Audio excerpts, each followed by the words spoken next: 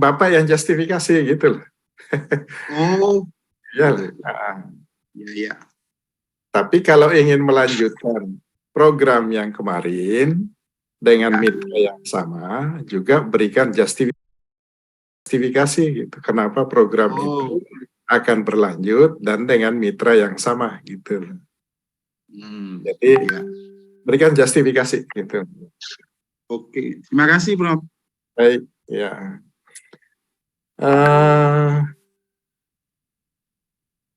Saya kira yang kedua, penilaian signifikansi inovasi, barangkali Ibu Lilis barangkali ya yang ini.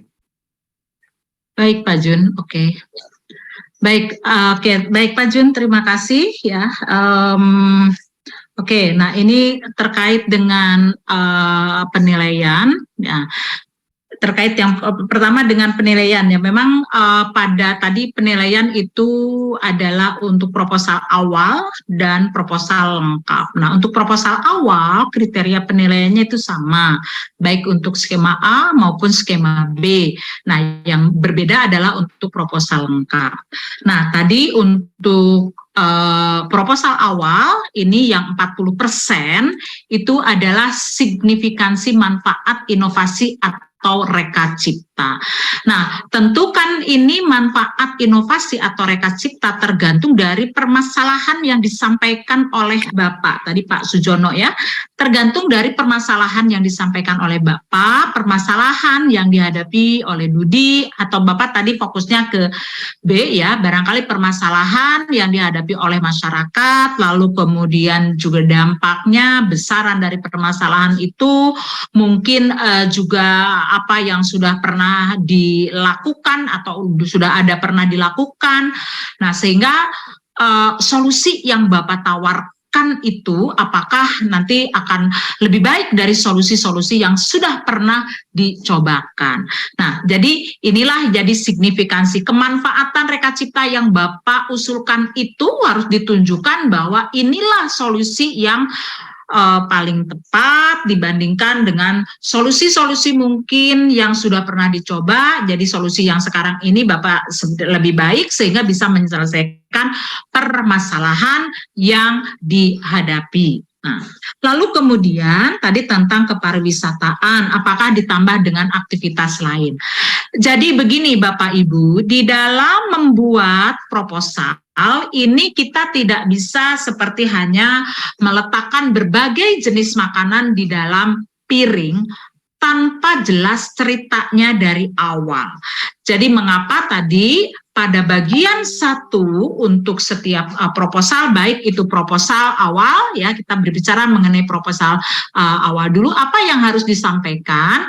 Nah, yang pertama itu kan adalah permasalahan yang ingin diselesaikan ya, permasalahan apa yang ingin diselesaikan atau yang ada yang dihadapi, lalu kemudian dari situ apa inovasi atau reka cipta yang bisa menyelesaikan permasalahan tersebut ya. Jadi dari situlah lalu kemudian apa yang bisa dilakukan tadi, misalnya untuk tema yang ingin disampaikan tadi adalah pengembangan pariwisata. Nah, tentu tidak bisa apakah ini boleh, itu boleh, tergantung dari permasalahannya apa, lalu kemudian solusi-solusi yang paling tepat itu seperti apa, lalu itu semua kan harus disampaikan, dijelaskan apa yang akan dilakukan atau bagaimana untuk mewujudkan inovasi dalam permasalahan tadi kepariwisataan tersebut yang Bapak sampaikan. Jadi tidak bisa hanya kalau kepariwisataan di piring saya boleh ini, boleh itu, boleh ini. Enggak, semuanya itu tergantung dari apa permasalahan yang ingin diselesaikan, lalu bagaimana inovasi atau reka cipta yang ditawarkan itu ya bisa menyelesaikan permasalahan tersebut dan bagaimana mewujudkannya. Itulah nanti yang bisa dilihat apakah mekanisme aktivitasnya itu sesuai dan relevan dengan permasalahan-permasalahan yang ingin diselesaikan. Nah, lalu kemudian yang ketiga tentang IKU ya Bapak Ibu sekalian. Nah, tadi dari Pak Sujono, betul Pak, yang diisi itu adalah kontribusi dari kegiatan yang Bapak lakukan ini terhadap IKU. Misalnya, kegiatan Bapak ini akan melibatkan 20 mahasiswa ya, dan di situ karena kegiatan bisa dilakukan sepanjang 1 semester dan sudah ada ketentuan mahasiswa yang ikut ini, dan kemudian juga sudah dirancang bagaimana keterlibatan mahasiswa sehingga bisa memenuhi 20 SKS belajar di luar kampus, sehingga itulah yang kemudian berkontribusi terhadap IKU 2. Nah, kalau ada 20 mahasiswa berarti target Bapak tadi yang IKU 2 ini jumlah mahasiswa yang memiliki atau menempuh 20 SKS di luar kampus itu targetnya adalah 20. Mungkin seperti itu jawaban dari saya. Terima kasih. Hal yang lainnya tadi memang terkait dengan sistem ini ya, tentang akun dan sebagainya. Terima kasih. Sedikit tambahan barangkali. Sedikit tambahan, Bu Lilis. Silakan, Prof. Mangga, silakan. Jadi yang signifikansi manfaat inovasi gitu. Jadi Pak Sujono, kita kan akan berinvestasi. Jadi tentunya manfaat yang diperoleh dari hasil dari investasi itu tentunya harus signifikan. Tadi dari pemaparan Bu Lilis di proposal lengkap itu ada di komponen paling bawah yang di substansi itu untuk menghitung cost benefit. Bahkan kalau mampu menghitung return of investment-nya juga akan bagus gitu.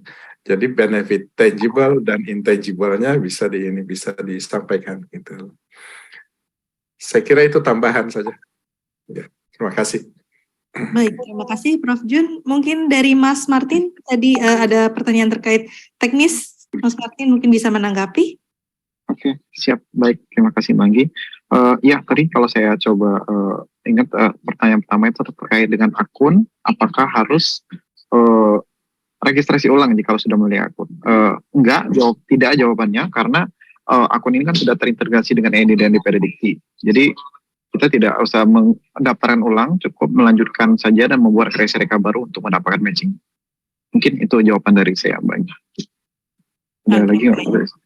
Terima kasih Mas Martin. Bagaimana Pak WH dan juga Pak Sujono? Apakah sudah cukup jelas tanggapan dari para narasumber?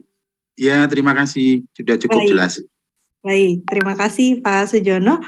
Oke, saya akan lanjutkan ke sesi kedua Bapak Ibu untuk 2 penanya selanjutnya. Sudah ada juga yang menekan tombol raise hand. Saya persilakan kepada Bapak Brahmadita Pratama dari Unisma.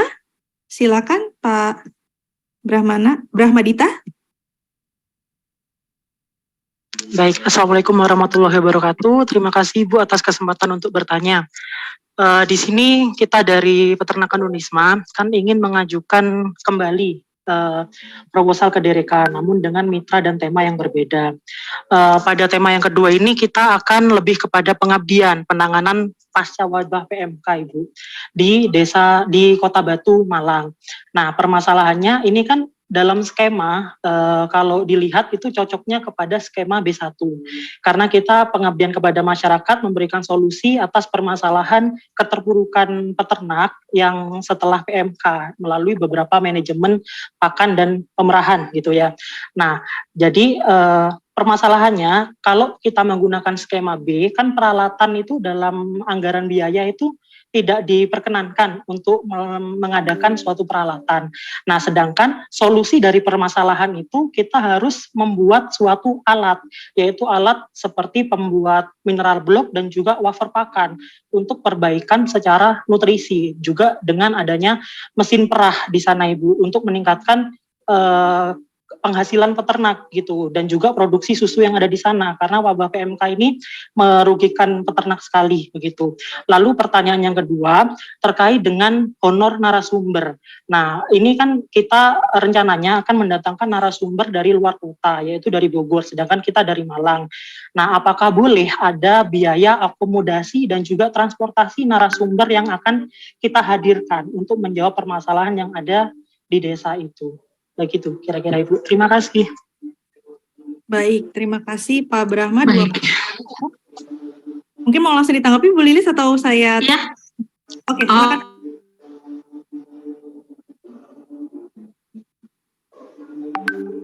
Monitor Bu Lilis, mungkin koneksinya nampaknya kurang baik, Bu.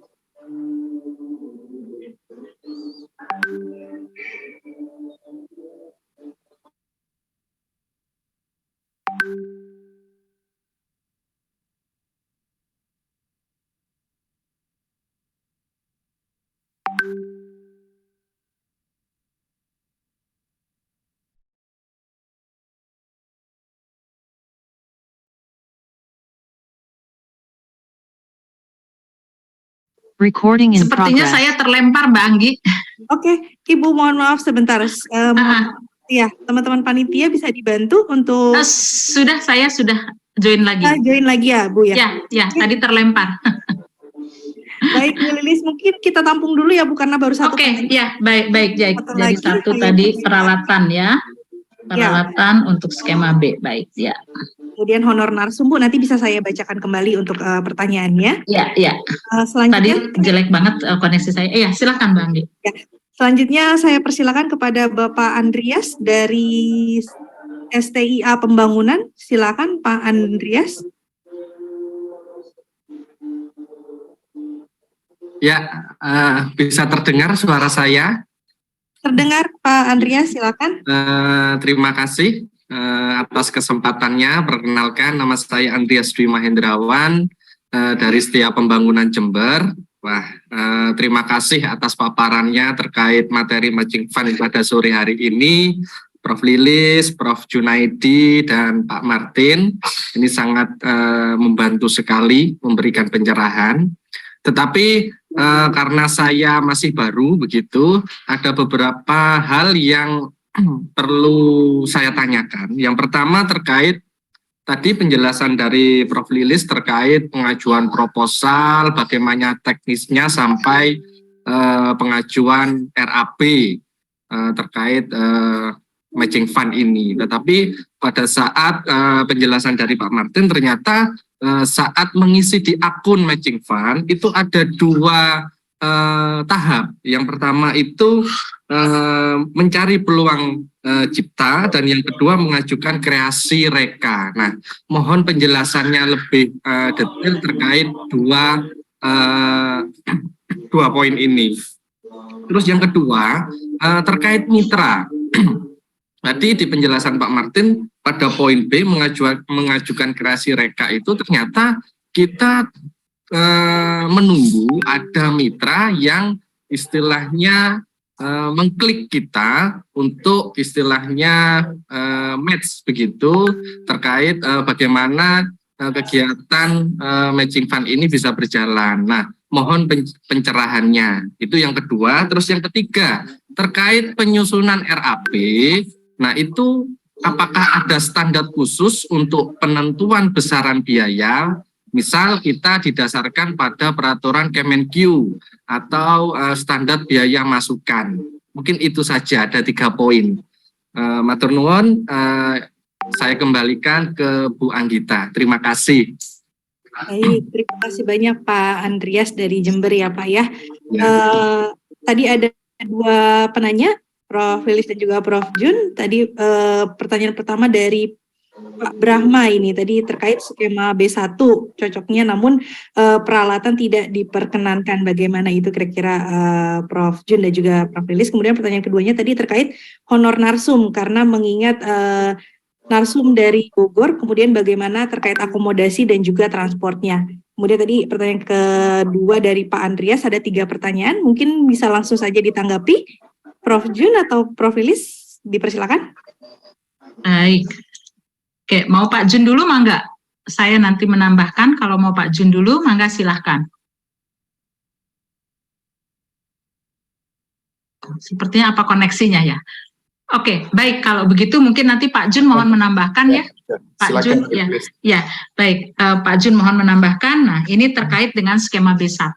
Nah, skema B1 itu adalah kemitraan dalam pemberdayaan masyarakat. Nah, di dalam skema B1 itu, nah diharapkan di sini, jadi tidak, ini harus bermitra ya. Nah, mitranya ini bisa dengan industri, misalnya bisa juga dengan Pemda, atau bisa juga dengan pihak-pihak yang lain. Nah, itu yang pertama. Jadi, walaupun di situ untuk pemberdayaan kepada masyarakat, jadi masyarakat itu tidak langsung sebagai mitra, tetapi dalam hal ini tadi mungkin peternak ya, peternak ini sebagai penerima manfaat. Nah, sehingga ya, nah ini yang kemudian harus ada mitra ya, dalam hal ini untuk yang B1 ya. Nah, ini B1 ini kan penyelesaian persoalan yang ada di masyarakat. Nah, jadi di sini sudah ada konsep yang mungkin dimiliki oleh Pak Brahma tadi ya, lalu kemudian juga nanti bisa bermitra ya dengan apakah ini dengan mitranya ini bisa dengan Dudi ya, LSM, pemerintah atau dengan mitra yang lainnya. Nah, jadi Bapak Ibu sekalian, ini sekaligus juga saya ingin menjawab tadi rasanya juga ada pertanyaan terkait dengan peralatan. Jadi peralatan yang dibeli dari dana MF ini tidak dapat diberikan kepada masyarakat atau juga kepada mitra. Peralatan yang dibeli dari dana MF ini menjadi milik perguruan tinggi karena peralatan tersebut digunakan untuk pada saat proses pelaksanaan kegiatan MF ini. Nah, oleh karena itu Bapak Ibu sekalian, nah untuk yang B1 memang tidak ada dana untuk peralatan karena dianggap apa yang pada B1 ini konsep untuk penyelesaian permasalahan ini sudah dimiliki oleh insan perguruan tinggi sehingga tidak perlu lagi untuk melakukan penelitian. Nah, apabila diperlukan peralatan tadi untuk diberikan kepada peternak yang dalam hal ini peternak itu bukan sebagai mitra tetapi sebagai penerima manfaat, maka Bapak harus bermitra di sini apakah dengan pemerintah, dengan Pemda, sehingga konsep yang sudah dimiliki oleh Pak Brahma ini lalu kemudian diterapkan untuk penerima manfaatnya itu adalah masyarakat, lalu mungkin dari Pemda atau kemudian juga dari industri dalam bentuk CSR itulah yang kemudian akan membeli peralatan yang untuk digunakan di masyarakat. Nah, jadi di skema manapun juga peralatan walaupun mungkin di skema A, di skema ya boleh menggunakan di skema A1 dan A4 boleh membeli atau peralatan pendukung. Nah, tetapi ini juga tidak untuk ditempatkan di mitra atau ditempatkan di penerima manfaat. Ya, itu yang juga ada pembelajaran ya yang lalu sehingga ketika ditempatkan di penerima manfaat itu tidak sesuai dengan ketentuan karena itu menjadi milik dari si perguruan tinggi. Nah, lalu kemudian juga mengenai honor narasumber.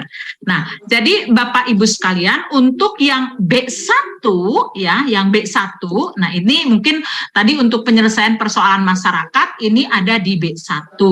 Nah, untuk yang B1 ini ada yang komponen biaya ya, ini yang tidak ada di komponen biaya yang lainnya yaitu pendampingan atau transfer teknologi ya. Jadi bagaimana pendampingan kepada para peternak itu, lalu kemudian juga mungkin juga ada teknologi-teknologi yang sudah dikembangkan oleh teman-teman perguruan tinggi, lalu kemudian diajarkan kepada mereka. Nah, sehingga dalam hal ini juga narasumber apabila diperlukan itu bisa mengambil dari komponen pembiayanya untuk pendampingan transfer teknologi. Nah, selain itu Bapak kalau mencermati pembiayaan juga yang diperkenankan untuk semua skema ini adalah biaya perjalanan dinas ya. Jadi memang untuk MF ini Bapak Ibu ini memang harus mengulik ya, istilahnya mengulik panduan ini lalu kemudian juga ke mana yang bisa digunakan dan sangat tergantung dari Bapak ini apa yang akan dilakukan atau inovasi apa yang ditawarkan untuk menyelesaikan permasalahan, apakah itu permasalahan di masyarakat tadi contoh dari Pak Bra. Nah, lalu kemudian dari Pak Andreas, ya, saya ingin menjawab ini. Jadi begini Pak, apa yang tadi saya sampaikan sudah pada level proposal awal itu sudah ketemu jodoh. Jadi untuk kedai reka itu untuk mencari pacar dulu Pak. Jadi tadi kan ada di kedai reka itu Bapak harus menawarkan ini loh yang saya miliki inovasi ini. Lalu kemudian nanti dari mitra kan akan mencari ya yang mungkin dia atau bisa Bapak melihat permasalahan yang disampaikan di mitra, lalu kemudian menawarkan solusi atau sebaliknya. Bapak sudah punya sesuatu yang mungkin nanti ditaksir oleh mitra. Nah, lalu kemudian, setelah perpacaran, perjodohan, lalu kemudian sepakat, ini untuk melakukan pernikahan dan untuk menjalankan proses pernikahan ini memerlukan pembiayaan. Nah, pembiayaannya ini tadi setengahnya, minimal setengahnya dari mitra, yang setengahnya lagi diusulkan kepada Kemendikbudristek dalam skema matching fund. Nah, oleh karena itu yang saya jelaskan tadi mengenai proposal, itu adalah apabila Bapak sudah berjodoh. Makanya di dalam proposal itu, di proposal awal juga harus sudah jelas siapa mitranya. Jadi di proposal awal itu harus sudah ada mitra, yang mitra itu bisa dicari berpacaran melalui kedai reka, mencari jodoh, atau mungkin juga Bapak nih sudah memiliki pasangan dalam hal ini mitra, lalu kemudian untuk supaya pernikahan dengan mitra ini bisa didanai dari Kemendikbudristekdikti, maka kemudian mendaftarkan ke KUA kedai reka, sehingga dari situlah dari sudah dua-duanya terdaftar di kedai reka, lalu kemudian bisa mengusulkan proposal ke Kemendikbudristek untuk skema matching fund. Jadi begitu Pak, ya mudah-mudahan ini tadi tidak bingung ya, kenapa saya sudah menjelaskan proposal, tapi kemudian dari Mas Martin menjelaskan bagaimana mulai awal dari mencari jodoh. Jadi proposal itu ditulis ketika Bapak Ibu sudah memperoleh jodoh, yang jodoh itu mungkin diperolehnya dari kedai reka, kedai perjodohan itu, atau sudah memperoleh jodoh, sudah ada PDKT, lalu kemudian bersama-sama ya masing-masing mendaftarkan ke kedai reka, karena persyaratannya untuk bisa mengusulkan dana matching fund itu harus sudah harus terdaftar di kedai reka. Nah, lalu kemudian yang kedua, lalu bagaimana di sini dengan standar pembiayaan? Nah, standar pembiayaan memang mengacu pada standar biaya masukan ya. Nah, jadi berapa perjalanan dan sebagainya ini sudah ada standarnya di standar biaya masukan. Nah, saya juga sedikit ya di sini ingin menyampaikan, tadi saya membaca sekilas mumpung sedang berbicara mengenai biaya, untuk misalnya biaya insentif tadi pada mahasiswa yang mungkin ada di PMK atau mungkin juga ada di SBM, mungkin juga bisa mengacu pada biaya dari misalnya magang untuk MSIB, karena di situ ada ketentuan-ketentuan mana mahasiswa yang bisa memperoleh biaya insentif. Nah, inilah yang kemudian juga Bapak Ibu nanti harus juga dipelajari secara terpisah ya, karena misalnya mahasiswa yang melakukan magang tapi magangnya di kota di mana di kabupaten itu atau kampus itu berada, maka dia tidak berhak memperoleh biaya insentif. Misalnya dia terlibatnya di kampus ya. Nah, tapi kalau kemudian terlibatnya di luar kabupaten ya, misalnya tadi untuk proses pembinaan pada saat pembinaan petani sehingga dia menjadi suatu entah nanti bina desa atau sebagainya, nah itu berhak untuk memperoleh biaya perjalanan bolak-balik sekali ke tempat dan bantuan ya. Jadi di sini tidak mengcover, mungkin tidak cukup untuk mengcover secara keseluruhan, tetapi namanya bantuan insentif untuk mahasiswa yang besarannya bisa dilihat dari ketentuan-ketentuan misalnya dari MSIB atau mungkin juga sebagian ada di dalam SBM. Mungkin itu Bapak Ibu sekalian ya. Nah, ini sekaligus tadi juga ada pertanyaan yang saya lihat di chat. Silakan Pak Jun jika akan menambahkan. Saya kira cukup Bu Lilis. Ya, baik. Ya baik, terima kasih banyak Prof Jun dan juga Prof Lilis. baik Bapak Ibu, ini nampaknya masih ada 3 penanya. Namun kalau sesuai rundown ini harusnya kita sudah menyelesaikan untuk sesi diskusi tanya jawab, tapi mungkin karena masih ada juga pertanyaan di kolom chat. Ini ada 2 pertanyaan yang mengajukan pertanyaan kepada Mas Martin. Mungkin alangkah baiknya saya membacakan untuk pertanyaan yang diajukan kepada Mas Martin terkait teknis begitu ya. Monitor Mas Martin? Monitor, Mbak. Oke, baik. Nah, Mas Martin, ini ada 2 pertanyaan terkait teknis. Mas Martin mungkin bisa membantu menjawab pertanyaan dari Ibu Putri terkait sudah pernah daftar di kedaireka.id tetapi ingin mengganti email. Bagaimana caranya Mas Martin? Kira-kira itu pertanyaan pertama. Kemudian pertanyaan kedua dari Ibu Putri, belum memiliki atau mempunyai email domain. Nah, apakah pada MF 2023 ini ada kurasi untuk mitra yang belum mempunyai email domain? Silakan Mas Martin mungkin bisa menanggapi terlebih dahulu. Oke, baik. Terima kasih Mbak Anggi. Sebenarnya untuk Mbak Putri saya balas direct message sudah saya jawab terkait dengan akun. Memang jadi kan di dalam akun ini sebenarnya itu kode uniknya itu kita ambil dari email Line NIDN. Jadi kalau pergantian itu kita tidak serahkan kepada pengguna. Jadi tadi saya sudah menjawab ke Bu Putri kalau nggak salah tadi. Itu kalau kasus-kasus seperti itu biasanya kita arahkan untuk diskusi lebih lanjut di mana dia harus meng-email ke info@kedaireka.id untuk kemudian kita diskusi lebih lanjut akan digunakan ke email mana atau gimana gitu, Mbak. Okay. Itu yang pertama. Untuk yang kedua, ini kalau mitra ini sebenarnya sebelumnya sudah dijawab juga nih sama Mas Dean di sosialis sebelumnya, di mana kalau mitra itu ada sesi khususnya nanti untuk lebih detailnya, tapi mungkin untuk di tahun ini kita tidak ada operasi. Jadi kita mengutamakan untuk email tetap dengan domain dari mitra, tapi kalau memang itu bisa pakai Gmail kan. Tapi nanti ketika diseleksi mungkin akan lebih dilihat terkait dengan komitmen mitra ini, terkait dengan kan mitra ada syarat berbadan hukum yang seperti itu, Mbak. Jadi bisa sudah mendaftar dengan menggunakan domain publik itu, Mbak. Oke, baik. Terima kasih banyak Mas Martin. Mungkin tadi ada karena direct message ya Mas, jadi mungkin supaya para peserta di sini juga bisa mendengar bersama-sama tanggapan langsung dari Mas Martin. Baik, mohon izin ini para narasumber, sebenarnya waktu kita sudah selesai, tapi apakah saya kembalikan lagi kepada para narasumber, apakah ini untuk 3 penanya yang ingin bertanya langsung masih bisa kita berikan kesempatan, atau bagaimana Prof. Lilis, Prof. Jun? Mbak Anggi, mungkin karena sudah ada pertanyaan juga ya yang di chat ya, ini mungkin juga di address juga yang di chat itu ya, dan mungkin yang di address ini saya tidak melayani ke pertanyaan yang di direct message ya, jadi saya yang tidak akan menjawab untuk direct message, tapi hanya yang untuk ke semuanya barangkali ya.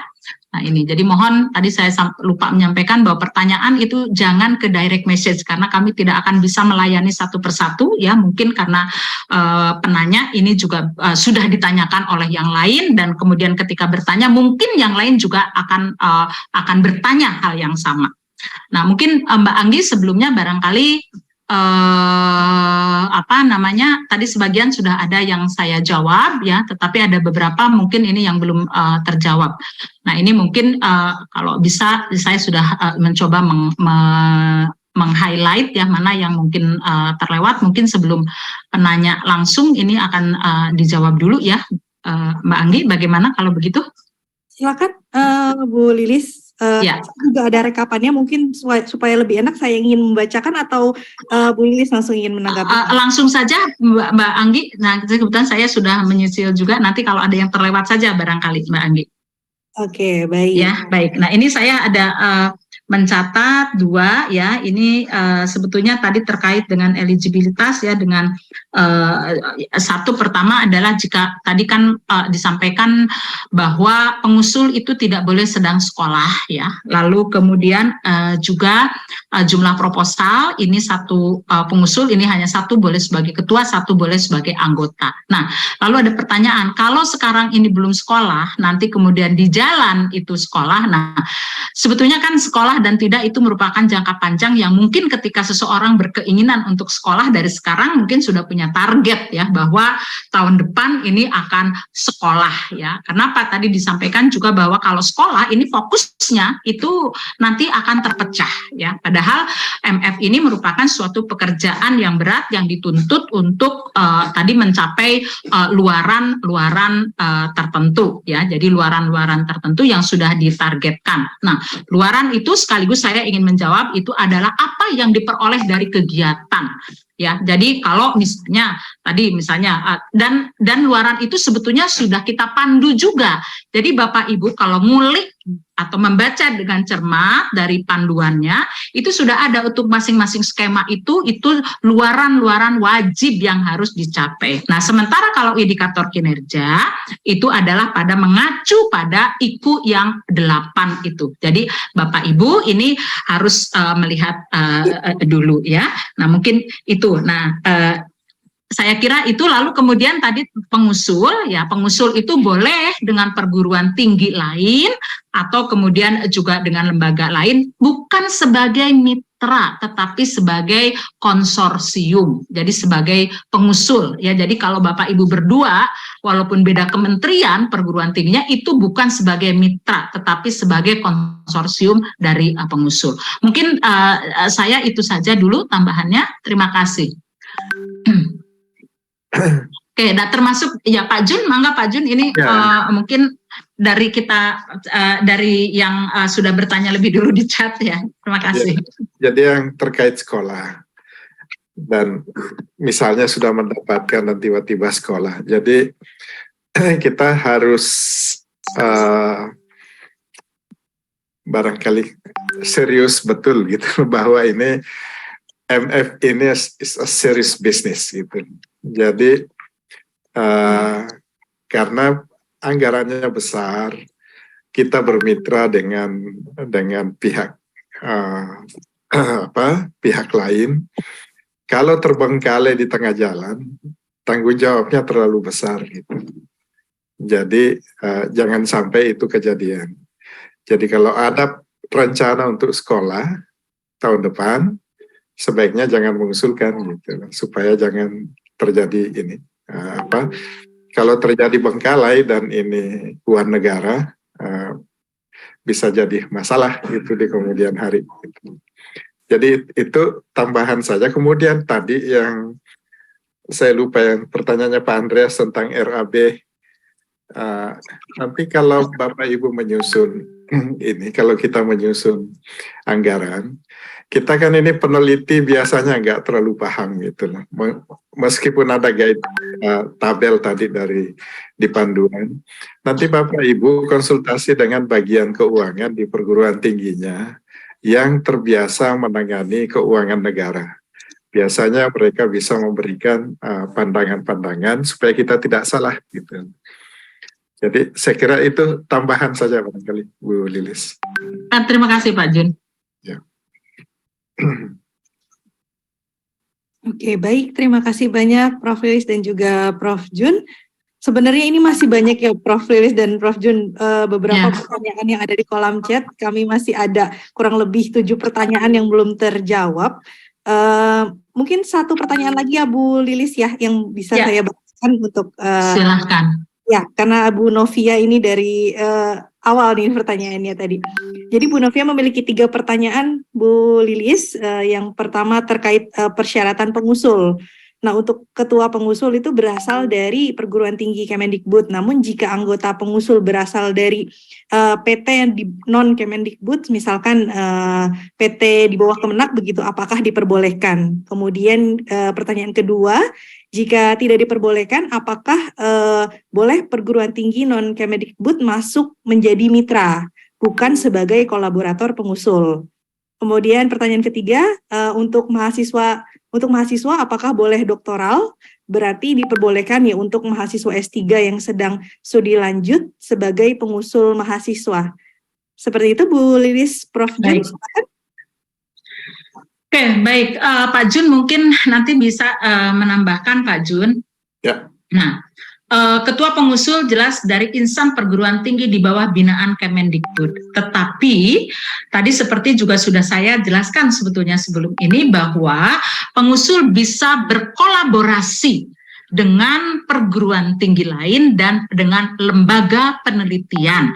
Nah, artinya kalau perguruan tinggi lain bahkan termasuk juga perguruan tinggi di luar negeri, yang tentu perguruan tinggi di luar negeri ini bukan di bawah binaan dari Kemendikbud. Nah, tetapi perguruan tinggi tersebut bukan sebagai mitra, tetapi sebagai kolaborator. Nah, itu. Nah, yang kedua adalah tentang yang sudah dijelaskan juga sebenarnya oleh Pak Jun bahwa kenapa tidak boleh sedang sekolah.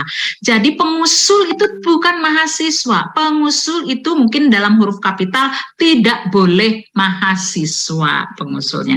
Tetapi kalau ada bagian pekerjaan yang melibatkan mahasiswa dokter, itu boleh saja, dan di situ pada identitas ya itu yang tadi saya jelaskan ditulis berapa mahasiswa program sarjana yang terlibat, program profesi, program magister dan program doktor, tetapi bukan sebagai pengusul gitu. Itu mungkin dari saya ya, rasanya sudah ini semua ya, sudah terjawab semua. Baik, Pak Jun mungkin bisa menambahkan, silahkan. Sedikit saja, jadi jangan merancukan kolaborator atau anggota konsorsium dengan mitra. Gitu. Tadi mitra sudah disampaikan apa yang kita maksudkan. Jadi mitra itu yang turut berinvestasi. Gitu. Meskipun dia juga bisa menjadi penerima manfaat. Gitu. Jadi kalau Ibu menganggap bahwa perguruan tinggi yang akan menjadi kolaboratornya itu sebagai mitra, kemungkinan besar tidak memenuhi syarat sebagai mitra karena dia tidak mungkin ingin berinvestasi gitu. Jadi mohon jangan dirancukan antara kolaborator dengan mitra gitu. Saya kira itu tambahan Bu Lilis. Ya, baik. Ya, baik. Baik, begitu Mbak Anggi. Baik, terima kasih Prof. Lilis dan juga Prof. Jun. Baik Bapak Ibu, kemudian mohon maaf ini Pak Herman Syafri dari UPI, karena memang waktu kita terbatas begitu Pak Herman, tapi bagi Bapak Ibu yang masih memiliki pertanyaan, nah Bapak Ibu ini nanti boleh mengecek ke YouTube Ditjen Diktiristek, karena memang kami ini live di kanal YouTube dan sudah ada beberapa sesi sebelumnya, dan nanti besok masih ada 2 sesi. Barangkali pertanyaan yang Bapak Ibu ajukan itu sudah dijawab atau ditanggapi oleh para narasumber di sesi sebelum ini begitu Bapak Ibu. Jadi nanti Bapak Ibu bisa melihat ulang di kanal YouTube official Ditjen Diktiristek. Karena akan ada banyak informasi juga di sana, terutama pada saat sesi diskusi tanya jawab. Mungkin seperti itu ya Bapak Ibu. Terima kasih kepada ketiga para narasumber pada siang hari ini. Kita berikan aplaus dulu Bapak Ibu untuk ketiga para narasumber kita yang sudah memberikan informasi sangat penting pada siang hari ini. Mungkin izin Bapak Ibu, karena ada pesan dari panitia untuk sesi foto bersama secara daring. Jadi silakan bagi Bapak Ibu yang bergabung secara daring untuk on kamera sementara, dan karena ini ada beberapa banyak halaman, jadi kita cepat saja ya Bapak Ibu ya, nanti teman-teman panitia akan melakukan screenshot begitu. Mungkin untuk sekarang saya persilakan kepada Bapak Ibu untuk tersenyum dan melihat ke kamera. Teman-teman panitia akan mengambil beberapa foto. Mungkin saya hitung ya Bapak Ibu. 1, 2, 3. Oke, sekali lagi Bapak Ibu. 1, 2, 3. Oke, baik. Terima kasih banyak Bapak Ibu. Mungkin saya ingin menambahkan informasi kepada Bapak Ibu semua seperti tadi yang sudah saya sampaikan, bahwa sosialisasi ini kita tayangkan juga di kanal YouTube, jadi silakan Bapak Ibu bisa mengunjungi YouTube Ditjen Diktiristek. Kemudian tadi banyak juga Bapak Ibu yang menanyakan terkait materi. Jadi nanti materi yang disampaikan oleh para narasumber itu nanti akan kami unggah di website Kedai Reka, Bapak Ibu, di www.kedaireka.id. Jadi silakan cek secara berkala, nanti akan ada materi-materi yang disampaikan oleh para narasumber di website tersebut. Nah, kemudian juga saya ingin mengingatkan kepada Bapak Ibu semua untuk memperhatikan timeline ya Bapak Ibu ya, memperhatikan timeline matching fund tahun 2023, jangan sampai Bapak Ibu lupa untuk batas pemasukan proposal, jadi sudah bisa dilakukan dari sekarang hingga nanti tanggal 31 Januari tahun 2023, dan insya Allah nanti penetapannya untuk penerimaan pendanaan MF yaitu dijadwalkan pada tanggal 30 Maret 2023. Mungkin karena sesi diskusi kita juga telah berakhir, begitu Bapak Ibu, kita sudah ada di pengunjung acara sosialisasi program Matching Fund tahun 2023 secara daring. Nah, untuk itu terima kasih saya ucapkan kepada Bapak Ibu yang sudah hadir, kemudian kepada para narasumber, para peserta dan juga hingga panitia. Semoga acara ini dapat membawa dampak positif bagi kita semua ya Bapak Ibu, dan Bapak Ibu semangat untuk menyusun proposal begitu. Saya mohon maaf Bapak Ibu jika selama memandu acara terdapat kesalahan atau kekurangan selama acara berlangsung. Mungkin langsung saja untuk mengakhiri acara ini kita sama-sama mengucapkan hamdalah, alhamdulillahirabbil alamin. Terima kasih banyak, aplaus untuk semangat kita semua Bapak Ibu. Sampai bertemu di lain kesempatan, sehat selalu untuk semuanya, sehat selalu untuk Prof. Jun, kemudian Prof. Lilis dan juga Mas Martin. Izin saya pamit undur diri. Terima kasih. Mbak Anggita, pamit Bapak Ibu semuanya. Recording stopped. Assalamualaikum, terima kasih narasumber yang sangat bagus sekali. Kami dari RRTV Lucu, terima kasih Prof. Dia. Terima kasih banyak. Merdeka Belajar Kampus Merdeka. Terima kasih dari hari ke-7 ya Bu ya, sehat Ibu. Ya, menjadi lebih kolaboratif. Terima kasih Bu Dia. Ya, sama-sama luar biasa, acaranya bagus sekali. Semoga nanti bisa mendapatkan di tahun 2023 para dosen di LLTP 7. Amin. Mudah-mudahan banyak ya Ibu pengusul dari PTS di wilayah 7 ya Bu ya. Ya, betul sekali. Kemarin 2022 ada yang mendapatkan sampai 17 miliar dari Ubaya. Alhamdulillah. Tahun depan meningkat ya Bu ya. Ya. 637 proposal dari 655 perguruan tinggi. Kami juga mengkolaborasikan lebih dari 13 triliun rupiah dengan mitra industri untuk mengembangkan berbagai riset dan inovasi teknologi yang hasilnya kini juga dirasakan langsung oleh masyarakat. Capaian Kedai Reka dalam 2 tahun ini baru langkah awal untuk menciptakan ekosistem riset yang kuat dan berkelanjutan. Untuk itu, pada tahun ini kami meluncurkan program-program pendukung platform Kedai Reka, antara lain Kedai Reka Academy, Reka Talks, CEO Mentorship, Matchmaking Innovation Forum, Reka Pitch, Rekapreneur, dan Reka Pods. Hadirnya ekosistem Kedai Reka ini saya yakin akan membuka semakin besar ruang kolaborasi dan melahirkan berbagai inovasi yang berdampak luas. Ini adalah waktunya bagi perguruan tinggi dan mitra industri untuk bertemu, berkolaborasi dalam ekosistem Kedai Reka. Saya tunggu partisipasi Anda dalam menghadirkan inovasi dan